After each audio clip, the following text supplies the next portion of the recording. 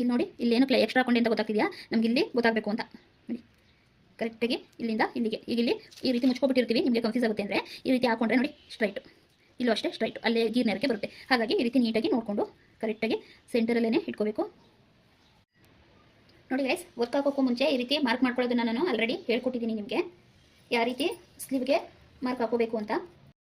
ನೋಡಿ ಇದರಲ್ಲಿ ನಾನು ಯಾವ ರೀತಿ ತೊಗೊಂಡಿದ್ದೀನಿ ಅಂತ ಒಂದ್ಸಲ ಹೇಳ್ಬಿಡ್ತೀನಿ, ಯಾಕೆಂದರೆ ನಿಮಗೆ ಡೌಟ್ ಇರುತ್ತೆ ಅಲ್ವಾ. ನೋಡಿ ಇಲ್ಲಿ ಮೆಜರ್ಮೆಂಟನ್ನು ಬಿಟ್ಟು ಹೀಗೆ ಹೀಗೆ ಇಟ್ಕೊಂಡ್ರೆ ಅಷ್ಟಿದೆ. ಇದಕ್ಕೆ ಸ್ವಲ್ಪ ಉದ್ದ ಇರಲಿ ಅಂತ ಹೇಳ್ತಾರೆ, ಒಂದು ಅರ್ಧ ಇಂಚು. ಅದಕ್ಕೋಸ್ಕರ ಸ್ವಲ್ಪ ಒಂದು ಅರ್ಧ ಇಂಚು ಉದ್ದ ತೊಗೊಂಡಿದ್ದೀನಿ ನಾನು. ಇಲ್ಲಿ ಎಷ್ಟು ಹೇಳಿರ್ತಾರೆ ಅಷ್ಟೇ ಸಾಕು, ಅಂದರೆ ಮಾರ್ಜಿನನ್ನು ಬಿಟ್ಬಿಟ್ಟು ನೀವು ಕರೆಕ್ಟಾಗಿ ಇಷ್ಟಕ್ಕೆ ಲೈನ್ ಹಾಕೊಳ್ಳಿ. ಅವರು ಸ್ವಲ್ಪ ಉದ್ದ ಇರಲಿ ಅನ್ನೋದಕ್ಕೆ ನಾನು ಇಷ್ಟು ಉದ್ದನ ತೊಗೊಂಡಿದ್ದೀನಿ.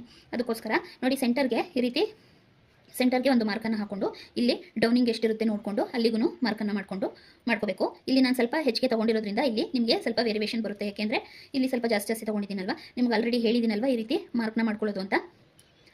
ಸೆಂಟರ್ಗೆ ಹೀಗೆ ಒಂದು ಮಾರ್ಕನ್ನು ಹಾಕ್ಕೊಂಡು ಮತ್ತೆ ಈ ಸೈಡ್ಗೂ ಈ ರೀತಿ ಅದನ್ನೇ ತಿರುಗಿಸ್ಕೊಂಡು ಇಲ್ಲಿಗೂ ಮಾರ್ಕ್ ಮಾಡಿಕೊಂಡು ತೊಗೊಳ್ಳಿ. ಇನ್ನು ಈ ರೀತಿ ಶೇಪ್ ತೆಗೆಯೋದನ್ನು ಸಹ ಹೇಳ್ಕೊಟ್ಟಿದ್ದೀನಿ ನಾನು. ನೆಕ್ಸ್ಟು ಇದನ್ನು ಕಟ್ ಮಾಡಿ ಸ್ಟಿಚ್ ಮಾಡುವಾಗ ನಿಮಗೆ ನೀಟಾಗಿ ಇಲ್ಲಿ ಶೇಪ್ ತೊಗೊಳ್ಳೋದು ಎಲ್ಲನೂ ಹೇಳ್ಕೊಡ್ತೀನಿ. ಇಲ್ಲ ಸದ್ಯಕ್ಕೆ ವರ್ಕ್ ಮಾಡ್ಕೊಳ್ಳೋದ್ರಿಂದ ನಾನು ವರ್ಕಿಗೆ ಹೇಗೆ ಮಾರ್ಕ್ ಮಾಡ್ಕೊಳ್ಳಿ ಅಂತ ಹೇಳಿದ್ದೀನಿ, ಆ ರೀತಿ ಮಾರ್ಕನ್ನು ಮಾಡ್ಕೊಳ್ಳಿ. ನಾನಿಲ್ಲಿ ಸ್ಲೀವ್ ಪೂರ್ತಿ ಹಾಕ್ತಾ ಇಲ್ಲ ಫ್ರೆಂಡ್ಸ್, ಯಾಕೆಂದರೆ ನಿಮಗೆ ಗೊತ್ತು ಇದು ಒಂದು ಸ್ಯಾರಿ ಪೀಸಲ್ಲಿ ನಾನು ಮಾಡ್ತಾ ಇರೋದು ಅಂತ ಹೇಳಿದ್ದೆ ಅವತ್ತೇ. ಈಗ ಇಲ್ಲಿ ಒಂದು ಸೆಂಟರ್ಗೆ ನಾನು ಒಂದು ಈ ರೀತಿ ನೋಡಿ ಈ ರೀತಿ ಒಂದು ಫ್ಲವರನ್ನು ಮಾಡ್ಕೊಂಡಿದ್ದೀನಿ ಸೆಂಟರ್ಗೆ. ಇದನ್ನು ನೀವು ಸೆಂಟರ್ಗೆ ಮಾಡ್ಕೋಬೇಕಾದ್ರೆ ಯಾವ ರೀತಿ ಸೆಂಟರ್ಗೆ ತೊಗೊಳ್ಳೋದು ಅದೆಲ್ಲ ಕನ್ಫ್ಯೂಸ್ ಇರುತ್ತೆ ಅಲ್ವಾ. ನೀವು ಸೆಂಟರ್ ಏನಿರುತ್ತೆ ಅಲ್ಲಿಗೆ ಫಸ್ಟ್ ಒಂದು ಲೈನನ್ನು ಹಾಕೊಳ್ಳಿ.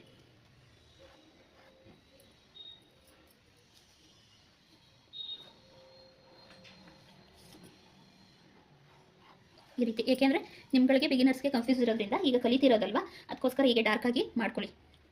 ನಾನಿಲ್ಲಿ ಆ ಕಡೆ ಸ್ಲೀವಿಗೆ 3 ಇಂಚು, ಅಂದರೆ ಇಲ್ಲಿ ಏನು ಬಾರ್ಡರ್ ಬಂದುಬಿಟ್ಟಿದೆ ಅಲ್ವಾ, ಅದಕ್ಕೆ ಬಾರ್ಡರ್ ನಾನು ತೆಗಿತಾ ಇಲ್ಲ. ಅದಕ್ಕೋಸ್ಕರ ಇದನ್ನು ಮೇಲೆ ಇದು ಲೈನ್ ಡಿಸೈನ್ ಬಂದಿದೆ, ಇದ್ರ ಮೇಲ್ಗಡೆ ಆ ಫ್ಲವರನ್ನು ಹಾಕೊಳ್ತೀನಿ. ಅದಕ್ಕೆ ಈ ಲೈನಿಂದ 3 ಇಂಚಿಗೆ ಒಂದು ಮಾರ್ಕ್ ಹಾಕೊಳ್ತೀನಿ. ಈ ಲೈನಿಂದ 3 ಇಂಚಿಗೆ ಮಾರ್ಕ್ ಮಾಡಿಕೊಂಡೆ. ಈಗ ಇದು ಲೆಂತ್ ಎಷ್ಟಿದೆ ನೋಡ್ಕೊಳ್ತೀನಿ. ಇದು 3 ಮುಕ್ಕಾಲಿದೆ, ಇದು 3 ಮುಕ್ಕಾಲಿದೆ. ಇಲ್ಲಿ ಒಂದು ಮಾರ್ಕನ್ನು ಹಾಕೊಳ್ತೀನಿ. ಇಲ್ಲಿ ಸ್ವಲ್ಪ ಲೈಟಾಗಿ ತೊಗೊಳ್ತೀನಿ. ಇದು ಬಿಗಿನರ್ಸ್ಗಳಿಗೆ ಟಿಪ್ಸ್ ಹೇಳ್ಕೊಡ್ತಿರೋದು ನಾನು, ಏಕೆಂದರೆ ಅವರಿಗೆ ಕ್ಯಾನ್ವಾಸ್ ಇಟ್ಟು ಹಾಕಕ್ಕೆ ಬರಲ್ವ, ಲೈಟಾಗಿ ಸುಮ್ಮನೆ ಹಾಕೊಳ್ಳಿ. ನಾನು ಇಲ್ಲಿ ಕಾಣಲಿ ಅಂತ ಸ್ವಲ್ಪ ಡಾರ್ಕ್ ಮಾಡ್ತಾಯಿದ್ದೀನಿ. ಈಗ ನೋಡಿ ಕರೆಕ್ಟಾಗಿ ಇದನ್ನು ಇಲ್ಲಿ ಏನಿದೆ ಈ ಎಡ್ಜಿಗೂ ನಾವು ಮಾರ್ಕ್ ಮಾಡ್ಕೊಂಡಿರೋ ಇಲ್ಲಿಗೆ ಬರಬೇಕು ಅಲ್ವಾ, ಕರೆಕ್ಟಾಗಿ ಈಗ ಬರುತ್ತೆ. ಈಗ ನಾವೇನು ಮಾಡಬೇಕು, ಈ ರೀತಿ ಇಟ್ಕೋಬೇಕು.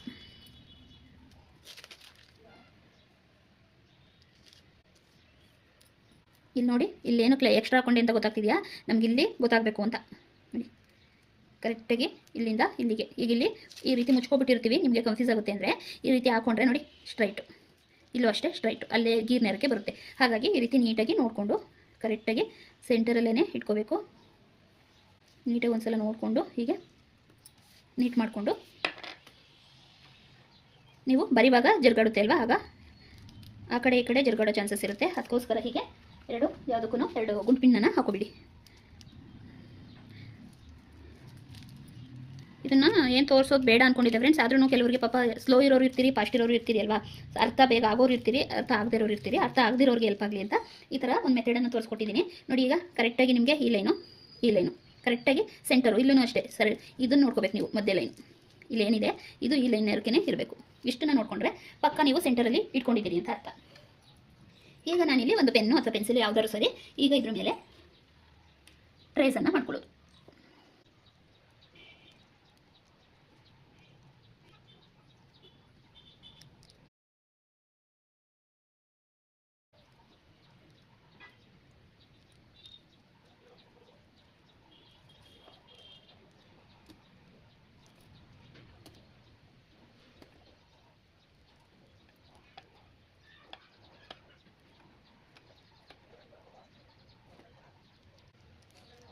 ಈ ರೀತಿ ಮೇಲೆ ಒಂದು ಪೆನ್ ಅಥವಾ ಪೆನ್ಸಿಲಲ್ಲಿ ನೀವು ಅದ್ರ ಮೇಲೇ ಒಂದ್ಸಲ ತಿದ್ಬಿಡಿ, ಆಮೇಲೆ ಗುಂಪಿನನ್ನು ರಿಮೂವ್ ಮಾಡಿಕೊಂಡ್ರೆ ಆಯಿತು.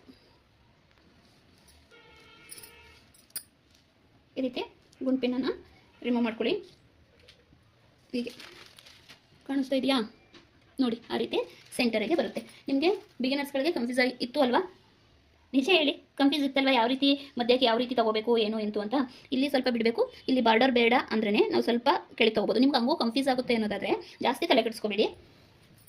ನಿಮ್ಮ ಹತ್ರ ಯಾವುದಾದ್ರೂ ವರ್ಕ್ ಮಾಡಿಸಿರೋ ಬ್ಲೌಸ್ ಸ್ಲೀವ್ಗಳಿರುತ್ತೆ ಅಲ್ವಾ, ಅದನ್ನು ಹೀಗೆ ಇಟ್ಕೊಂಡು ನೋಡ್ಕೊಳ್ಳಿ ಯಾವ ಪಾಯಿಂಟಲ್ಲಿ ಸೆಂಟರ್ಗೆ ಹಾಕೊಂಡಿದ್ದಾರೆ ಅಂತ.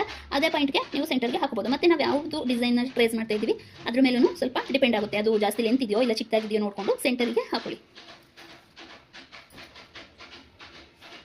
ಇಷ್ಟನ್ನು ಮಾಡ್ಕೊಂಡಿದ್ದೀನಿ. ಇಷ್ಟಕ್ಕೆ ನಾವೀಗ ವರ್ಕನ್ನು ಮಾಡ್ತೀನಿ, ಅದನ್ನು ನೋಡ್ಕೊಳ್ಳಿ ಇವರಂತೆ.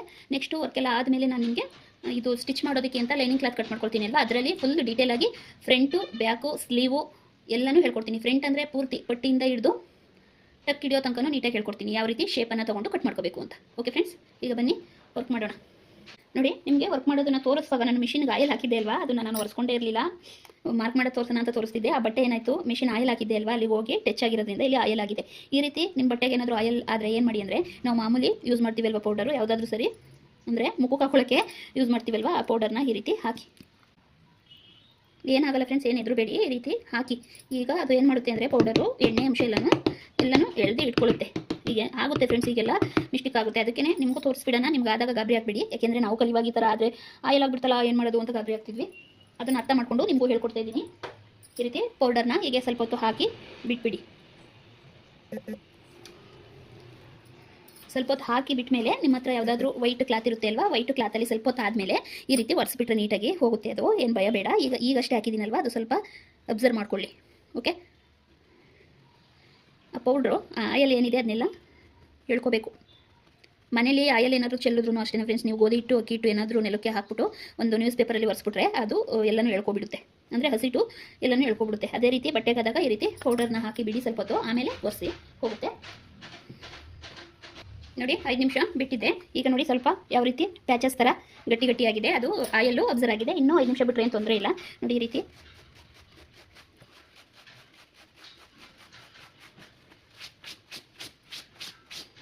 ಆಯಿಲ್ಲು. ಈಗ ನೀವು ಬೇಕಾದ್ರೆ ಹಿಂದೆ ವಿಡಿಯೋನ ಹಿಂದೆ ಇದು ಮಾಡಿಕೊಂಡು ನೋಡಿ, ಆಗ ಆಯಿಲ್ ಇದ್ದಾಗ ಯಾವ ರೀತಿ ಕಾಣಿಸ್ತಾ ಇತ್ತು, ಈಗ ಯಾವ ರೀತಿ. ಇದು ನೀಟಾಗಿ ಒರೆಸಿದ್ರೆ ಹೋಗುತ್ತೆ. ನೀಟಾಗಿ ಒರೆಸ್ಬಿಟ್ರೆ ನೋಡಿ, ಕೆಳಗಡೆ ನ್ಯೂಸ್ ಪೇಪರನ್ನು ಇಟ್ಕೊಂಡಿದ್ದೆ. ನೀವು ವೈಟ್ ಕ್ಲಾತ್ನಾರು ಇಟ್ಕೋಬೋದು, ನ್ಯೂಸ್ ಪೇಪರ್ ಆದರೂ ಇಟ್ಕೋಬೋದು. ಈ ರೀತಿ ಸ್ವಲ್ಪ ನೀಟಾಗಿ ಒರೆಸ್ಕೊಂಡ್ರೆ ಹೋಗ್ಬಿಡುತ್ತೆ, ಅದಿರೋದಿಲ್ಲ. ನೋಡಿದ್ರಾ ಎಷ್ಟು ನೀಟಾಗಿ ಹೋಗ್ತಾ ಇದೆ. ಈಗ ಆಯಿಲ್ ಅನ್ನೋದು ಕಾಣಲ್ಲ ನಿಮಗೆ.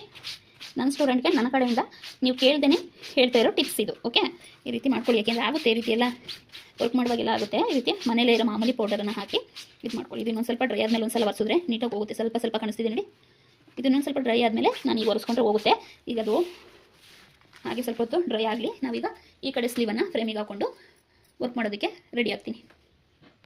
ನೋಡಿ, ಇದು ಮಧ್ಯೆ ಸೆಂಟ್ರಲ್ ಫ್ಲವರ್ ಆದ್ದರಿಂದ ನಾನು ಈ ರೀತಿ ಚಿಕ್ಕ ಫ್ರೇಮನ್ನು ತೊಗೊಳ್ತಾ ಇದ್ದೀನಿ. ಆಯಿತಾ, ನೀವು ಇನ್ನೂ ಸ್ವಲ್ಪ ಚಿಕ್ಕದು ಬೇಕಾದರೂ ತೊಗೋಬೋದು. ನಾನಿಲ್ಲಿ ಇಷ್ಟು ತೊಗೊಳ್ತಾ ಇದ್ದೀನಿ. ಈಗ ನಿಮ್ಗೆ ಆಲ್ರೆಡಿ ಹೇಳ್ಕೊಟ್ಟಿದ್ದೀನಿ, ಆದರೂ ಒಂದು ಸಲ ತೋರಿಸ್ತಾ ಇದ್ದೀನಿ, ನೋಡ್ಕೊಬಿಡಿ. ಈ ರೀತಿ ಕರೆಕ್ಟಾಗಿ ಸೆಂಟರ್ಗೆ ನೋಡಿಕೊಂಡು ಹಾಕೊಳ್ಳಿ.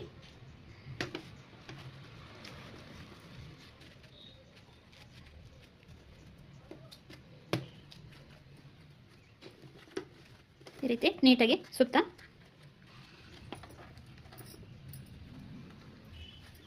ಟೈಟ್ ಅನ್ನೋದನ್ನು ಮಾಡಿಕೊಂಡ್ರೆ ಆಯಿತು.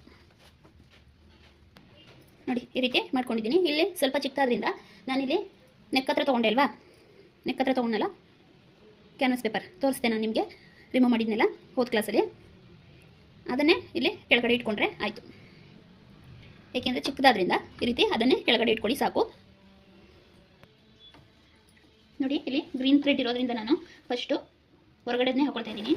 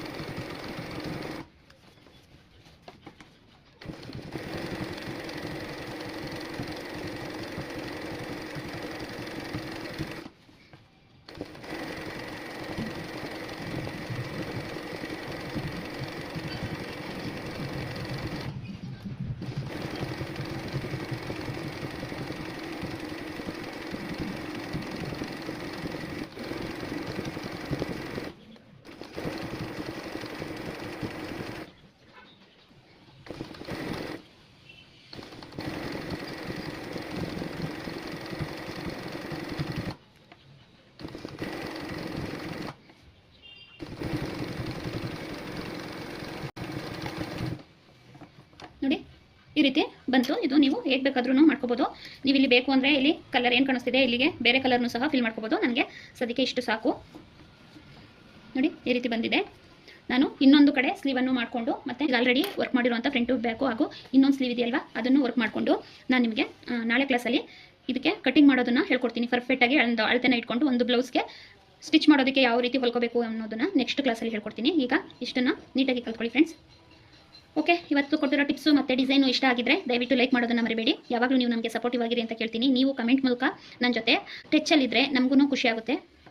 ಅದಕ್ಕೋಸ್ಕರ ಕಮೆಂಟ್ ಮಾಡ್ತಾ ಇರಿ. ನಾನು ನಿಮ್ಮನ್ನು ಇಂಥವರು ನನ್ನ ಜೊತೆ ಯಾವಾಗಲೂ ಕಮೆಂಟಲ್ಲಿ ಇರ್ತಾರೆ ಅನ್ನೋದು ನನಗೂ ಗುರ್ತಿಸ್ಕೊಳ್ತೀನಿ ನಾನು. ಏಕೆಂದರೆ ನಿಮ್ಮ ನೇಮ್ಗಳು ಬರುತ್ತೆ ಅಲ್ವಾ, ಅದರಿಂದ ನನಗೆ ಗೊತ್ತಾಗುತ್ತೆ ಇವರು ನನ್ನ ಸಬ್ಸ್ಕ್ರೈಬರ್, ನನ್ನ ಕ್ಲಾಸ್ಗಳನ್ನ ತಪ್ಪದೆ ನೋಡ್ತಿದ್ದಾರೆ ಅನ್ನೋದು ಗೊತ್ತಾಗುತ್ತೆ. ಹಾಗಾಗಿ ಮತ್ತೆ ಇನ್ನು ಮುಂದೆ ಹಬ್ಬಗಳೆಲ್ಲ ಇರೋದ್ರಿಂದ ಎಲ್ಲ ಮನೆ ಕ್ಲೀನು ಎಲ್ಲ ಬ್ಯುಸಿ ಆಗ್ತೀರಿ. ತಪ್ಪದೆ ಲೈಕ್ ಮಾಡಿ ಇಟ್ಕೊಳ್ಳಿ. ನೀವು ಫ್ರೀ ಆದಾಗ ನಾನು ಹೇಳ್ಕೊಡ್ತಾ ಇರೋದನ್ನು ಕಲ್ತ್ಕೊಳ್ಳಿ ಅಂತ ಹೇಳ್ತಾ ಈ ವಿಡಿಯೋನ ಇಲ್ಲಿಗೆ ನಿಲ್ಲಿಸ್ತಾ ಇದ್ದೀನಿ ಫ್ರೆಂಡ್ಸ್. ಓಕೆ, ಆರೋಗ್ಯನ ಚೆನ್ನಾಗಿ ನೋಡ್ಕೊಳ್ಳಿ. Take care. By friends.